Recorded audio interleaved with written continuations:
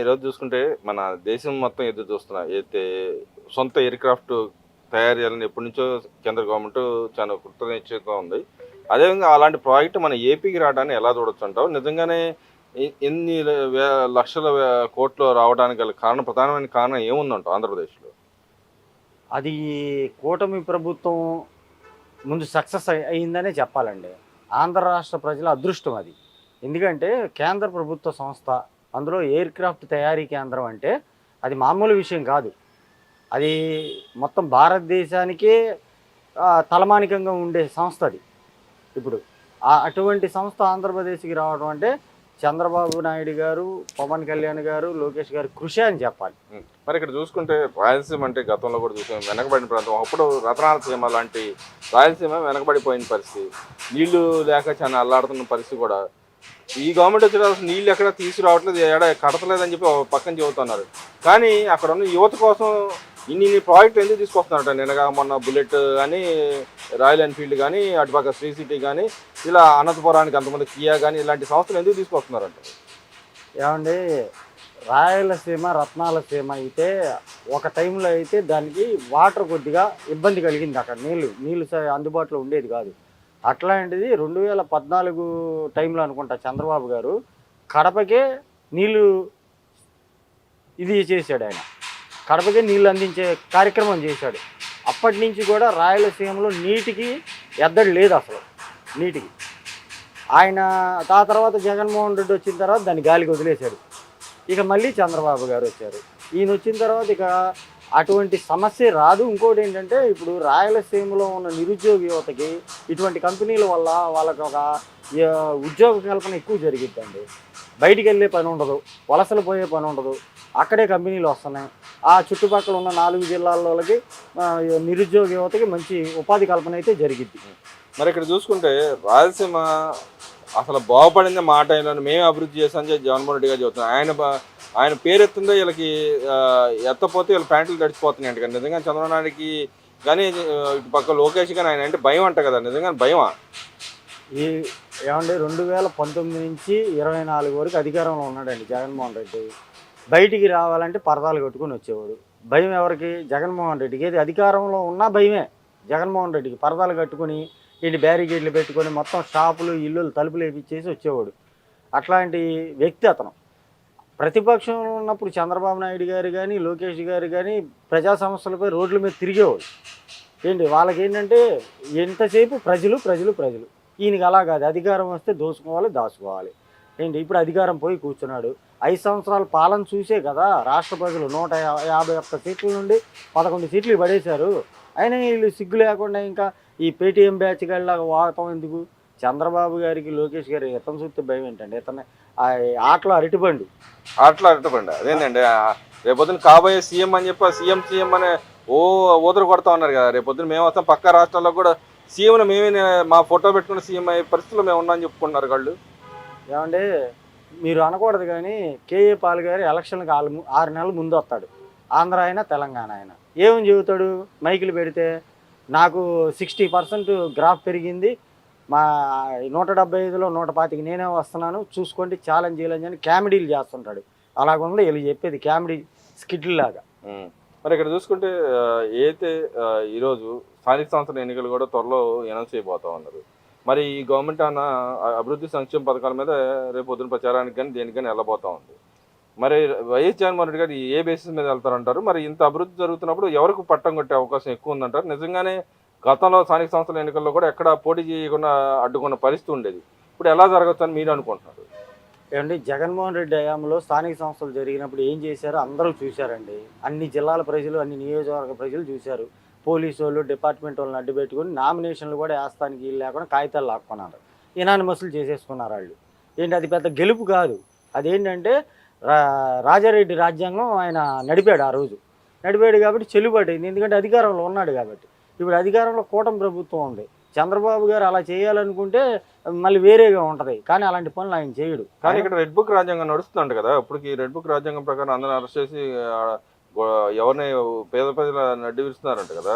అసలు రెడ్ బుక్లో ఉన్నాయేమో ఈ మొత్తం క్రిమినల్స్ పేర్లు ఉన్నాయి. ఎవరు వైసీపీలో ఉన్న క్రిమినల్స్ పేరు. వాళ్ళని కొడితే ప్రజల నడ్డు ఎందుకు విరిసిద్ది? ఉమ్, ఇప్పుడు అధికారం ఉన్నప్పుడు నోటుకు వచ్చినట్టు వాగి చేతికి వచ్చిన పనులు చేసి ఇష్టారాజ్యంగా చేశారు వాళ్ళు. ఉమ్, అలాంటప్పుడు చూస్తూ ఊరుకుంటారు వీళ్ళు అధికారంలోకి వచ్చిన తర్వాత తాట తీరా ఉమ్. తీస్తున్నారు. అంటే కోర్టులో చదువుతున్నాయి కదా, కోర్టులు చెప్పినా కూడా వీళ్ళు ఎందుకు కోర్టులో వ్యవహారం కూడా వద్దంటారు ఎందుకు? వాళ్ళు వీళ్ళు ఏ ఏ వ్యవస్థల్ని నమ్మరండి వీళ్ళు. ఉమ్, వీళ్ళ అధికారంలో ఉన్నప్పుడు కూడా కోర్టులు ఎన్నిసార్లు ముట్టుకేలు వేసినాయి వీళ్ళకి, ఉమ్, అయినా సరే సిగ్గులేదు జగన్మోహన్ రెడ్డికి. ఉమ్, వాళ్ళు చాలా వరకు ప్రజల సొమ్ము, ప్రభుత్వం సొమ్ము ఆ అమరావతి రైతుల మీద కేసులు పెడతానికి కోర్టులకు వెళ్తానికే నాశనం చేశాడు. ఉమ్. మరి ఇక్కడ అమరావతి విషయం అంటున్నారు కాబట్టి అమరావతి దగ్గర ఏదైతే బ్రిడ్జి కడతా ఉన్నారు, స్టీల్ బ్రిడ్జి కడతా ఉన్నారు, దాంట్లో టెక్నికల్ లోపాలు ఉన్న సరి చేయడానికి ట్రై చేసినా కూడా ఇదేదో మునిగిపోతుంది, అక్కడ అసలు అనవసరంగా డబ్బులు వృధా చేస్తున్నారు, కూలిపోయి ఆ బ్రిడ్జిలు కడతా ఉంది ఈ గవర్నమెంట్ అని చెప్పి మాట్లాడుతుంది. నిజంగానే కూలిపోయి వైసీపీ వల్ల నేను అంబటి రాంబాబు గారే వెళ్ళి స్వయం ఆయన పర్యవేక్షించాడు. అక్కడికి వెళ్ళి మాకు ఇన్ఫర్మేషన్ వచ్చింది, దాంట్లో చిన్న తప్పని తప్పే కదా, వీళ్ళు తప్పు ఒప్పుకోరు అన్నట్టు మాట్లాడుతున్నారు. అంబటి రాంబాబుకు ఇంతకుముందు ఇరిగేషన్ మినిస్టర్ చేశాడు. పోలవరం ఎప్పుడు అయ్యిద్దంటే ఏమో నాకు తెలియదు అన్నాడు. అట్లాంటి వాడు వెళ్ళి ఈ పెద్ద ఇంజనీర్ లాగా అక్కడికి వెళ్ళి ఏం తెలుసు ఆ అంబటి రాంబాబుకి అండి? చంద్రబాబు నాయుడు గారికి అంబటి రాంబాబుకి పోలిస్తే ఏమైనా సంబంధం ఉందా? ఆయన ఏది చేసినా సరే ప్రజలకు ఉపయోగపడేది చేస్తాడు. ప్రజలు దాని మీద ఇది దాన్ని ఏమంటారు సద్వినియోగం అయింది. వీళ్ళకేం తెలుసు అండి అంబటి రాంబాబు వీళ్ళకి? వీళ్ళు ఏంటంటే బతుకు తెరుగు కోసం వెళ్ళి ఫోటోలు దిగి రావడం. వీళ్ళు ప్రచారం కోసం వెళ్ళారంటారా? ఏ ప్రచారం కోసం వెళ్ళారంటే అంతే, ప్రచారం పేపర్లో ఫోటోలు వస్తాయి, అంతకు మించి వీళ్ళు చేయగలిగింది ఏమీ లేదు. ఇంటికాడ ఖాళీ కూర్చుని ఏం పని పాటలేక. మరి ఇక్కడ చూసుకుంటే లోకేష్ గారు ఏదైతే అనంతపురం జిల్లా పర్యటన చేసిన సందర్భంగా ఆయన ఇక్కడ క్యాబినెట్ మీటింగ్ అయితే ఫ్లైట్ వేసుకొని వెళ్ళిన పరిస్థితి, దాన్ని కూడా వక్రీకరిస్తూ ఉన్నారు. చంద్రబాబు నాయుడు క్యాబినెట్లో ఒక గంట ముందు క్యాబినెట్ డెసిషన్ తీసుకుంటే కొడుకు మాత్రం నీతి వాక్యాలు చెప్పడు కానీ ప్రజలకు మాత్రం నీతి వాక్యాలు చెబుతున్నాడు, దుబారా ఖర్చు చేస్తున్నాడు లోకేష్ గారు అని చెప్పి మాట్లాడుతూ ఉన్నాను. నిజంగానే ఆయన దుబారా ఖర్చు చేయడానికి వెళ్ళాడంటారా, లేకపోతే ఆయన షెడ్యూల్ దృష్టి అలా వెళ్ళాల్సి వచ్చిందంటారా? ఏంటి దుబారా ఖర్చు ఎందుకు అవుతుందండి? అది ఇప్పుడు మోడీ గారు ఏమన్నారు, పెట్రోలు డీజిల్ కొద్దిగా ఇబ్బందిగా ఉంటుంది, మీరు వాడకం తగ్గించుకోండి అని ఆయనే స్వయాన్ని ఏం చేశాడు, ఆయన క్యాన్వైన్ 2కి మార్చేశాడు. అంత క్యాన్వైన్ 2 కార్లు కుదిచ్చేసుకున్నాడు. ఏమంటే చంద్రబాబు గారు అదే పని చేశారు, లోకేష్ గారు అదే పని చేశారు, పవన్ కళ్యాణ్ గారు అదే పని చేశారు, ఆ పక్కన ఉన్న ముఖ్యమంత్రి రేవంత్ రెడ్డి గారు కూడా అదే పని చేశారు. ఏంటి కానీ ఇక్కడ వైసీపీ వాళ్ళు బయటకు వచ్చి ఎన్ని బళ్ళు వస్తున్నాయి ప్రతిపక్షంలో కూడా? వీళ్ళు దుబారా ఖర్చు గురించి మాట్లాడతారు. దుబారా ఖర్చు అంటే ఏంటి? ఇలా హయాంలో ఎగ్ పప్పులకి 100 కోట్లు అయినాయి అంట.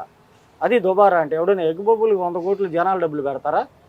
మరి సిగ్గు లేకుండా ఇంక వీళ్ళు దుబారా గురించి మాట్లాడతారు. అసలు ఇలా గవర్నమెంట్లో చేసిన దుబారా ఏ రాష్ట్రం చేయదండి.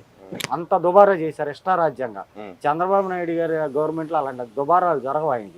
ఆయనకి తెలుసు, పరిపాలన తెలుసు, ప్రజల సంక్షేమం తెలుసు, ఆయన ఎంత జాగ్రత్త తీసుకుంటాడో ప్రజలందరికీ తెలుసు. వీళ్ళంతా చెప్పినంత మాత్రం ఎవడు నమ్మడం. మరి ఇక్కడ పవన్ కళ్యాణ్ గారు కూడా మొన్న రోజా మాట్లాడుతా, పవన్ కళ్యాణ్ ఇప్పుడు కానీ సిగ్గు తెచ్చుకో, నువ్వు ఒంటరిగా పోటీ చేస్తే నీకు ఆ సీట్లు వచ్చాయి, నువ్వు వాళ్ళతో పొత్తు పెట్టుకుని పోయావు కాబట్టి నువ్వు అలా మోత నీళ్లు తాగాల్సిన పరిస్థితి, జెండా మోయాల్సిన పరిస్థితి నీ కార్యకర్తలు అని చెప్పి విమర్శించింది. దానికి కౌంటర్గా నిన్న మాట్లాడిన పరిస్థితి తమిళనాడు రాజకీయాలు, ఏపీ రాజకీయాల గురించి ఆయన అవగాహనతో మాట్లాడాడు. దాన్ని ఎలా చూడొచ్చు అంటారు? ఏమంటే తమిళనాడు రాజకీయాలు వేరు, ఏపీ రాజకీయాలు వేరండి. వీళ్ళు ఈ రోజే చెప్పేది ఎట్టుందంటే ఎవడికో పుట్టిన బిడ్డ దగ్గరికి వెళ్ళి ఎక్కిక్కేడిశారంట. అట్ట ఉంది. ఏంటి విజయ్ గెలిస్తే అక్కడ విజయ్కి జగన్కి ఏం పని సంబంధం ఏంటి అసలు? ఇక్కడ జగన్ 151 నుంచి 11 పడిపోయాడు. విజయ్ పార్టీ పెట్టి 2 సంవత్సరాలకి ముఖ్యమంత్రి అయ్యాడు. మరి ఫోనే లేని ఆయనకి ఫోన్ చేశాడని కూడా వాళ్ళు ప్రచారం చేసుకుంటూ ఉన్నారు. నిన్న ఫోన్ ఏంటి అసలు? ఎక్కడన్నా ఫోటోలు కనబడితే ఆ ఫోటో ఈ ఫోటో దగ్గర పెట్టి మార్పింగ్ చేయించి కూడా చేస్తారు ఇలా. ఈ వైసీపీ బ్యాచ్కి అదే పని. అంటే తమిళనాడు సీఎంగా జగన్మోహన్ రెడ్డి గారు ఉండుంటారంటావా ఇప్పటికి? ఏదండి, జగన్మోహన్ రెడ్డి గారు తమిళనాడు సీఎంగా అయ్యి ఉంటారంటావా మార్పింగ్ చేస్తే? అంతేగా మరి అర్థం.